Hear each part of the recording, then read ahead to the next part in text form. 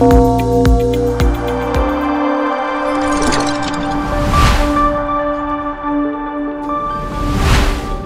Business today रे आज मुख्य खबर 2036 सुधा समृद्ध ओडिशा गठन पर भित्ति स्थापन हो सारी। ओडिशा रे देशर द्वितीय दीर्घतम रेल सेतु आप्रे मिलिबो सबु राजस्व सेवा। राजधानी रे माटी तले चलिबो मेट्रो ट्रेन। आंब केजी को लक्षे टंका। लोकसेवा भवन रे शिल्पपति मानक भेटिछंती मुख्यमंत्री मोहन चरण माझी। ओडिशा $500 बिलियन अर्थनीति हेबो बोली श्री माझी घोषणा। वर्षे भितर 206 शिल्प को अनुमोदन सहित उत्कर्ष ओडिशा सम्मेलन 4 मास मध्य 4टी स्थान में 56 शिल्पर ग्राउंड ब्रेकिंग होईछि। खोर्धा बलांगीर रेलपथर नयागढ़ जिलार जामुसाही और गुराहा मध्य निर्माण चली देशर द्वितीय दीर्घतम रेल सेतु। 4.76 किलोमीटर दैर्घ्य विशिष्ट यह सेतु 80 फुट उच्चरे तैयारी होउछि और एथिरे 182 स्पान रही।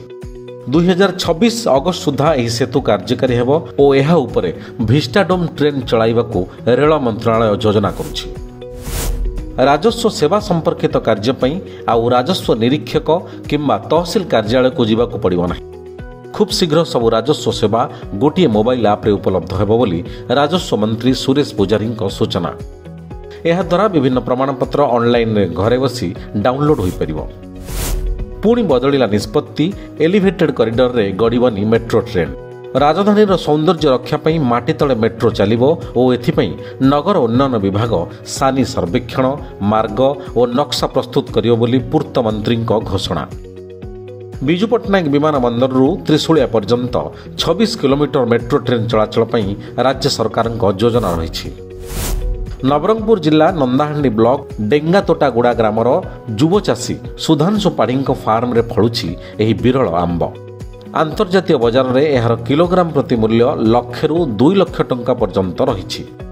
2023 रे यूट्यूब रु सूचना पाई 2100 टंका रे चारा किणी आंब गछ लगाइथिले Sudhanshu. It's all of your business.